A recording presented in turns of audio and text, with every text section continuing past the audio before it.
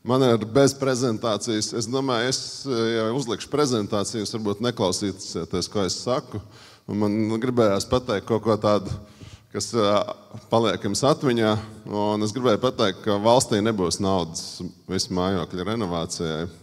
Un tur ir čau, jo šobrīd valsts tērē vidēji 50 miljonus gadā, bet lai nosiltinātu tuvākos 20 gados, nevis nosiltinātu, remontētu, renovētu visas mājas, tur vajag kāds 250, 350 miljonus gadā, un valsts nevar ārstiem samaksāt to, ko viņi paši ir nolēmuši.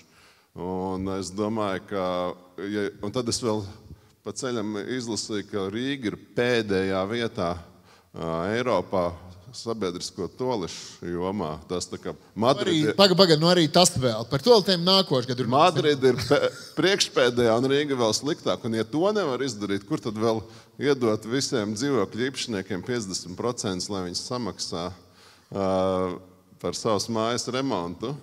Un līdz ar to tas, ko es jums gribu teikt, ka tā nauda beigās nāks no iedzīvotāju kabatām, vai arī tās mājas aizies pa burbuli. Nu, tas ir, ko Lalits Sārma mums rādīja. Tur paliks tukši dzīvokļi, tāda spirāli uz leju. Un tādas mājas mums būs. Jautājums, vai valsts tur kaut ko izdarīs, lai to procesu kaut kā apstādinātu un viņus noņemt no distances, pirms tur ir kaut kāda narkomāna un tā.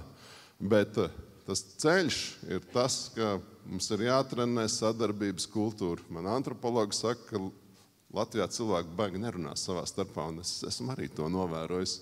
Un tāpēc mums ir jātrenē šis muskulis, un tāpēc pilsētai un valstī ir nevis jāsaka, mēs jums dosim lielo piķi priekš māju renovācijas. Mēs jāsāk ar to, ka pilsēta dod iekšpagalmu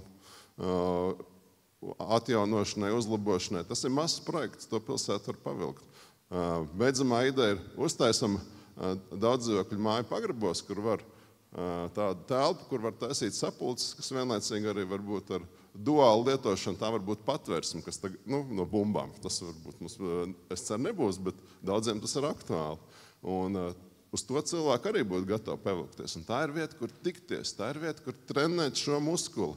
Un ir vēl visādas lietas, energo kopienu projekti. Viņi maksā paši par sevi, tur valstī nevajag daudz naudas ieguldīt. Tās ir tās lietas, kuras vajag aktualizēt, un tad cilvēki uztrenējas, un mums vajag to sadarbības kultūru patiesībā ne tikai priekš dzīvojamām mājām, mums viņu vajag visur, mums viņu vajag, lai šī valsts ir labāka. Un tāpēc, ja mēs turpināsim tādu ceļu, kad cilvēkiem tikai dosim naudu, un viņi teiks, kāpēc mums tas ir vajadzīgs, tas nav ceļš.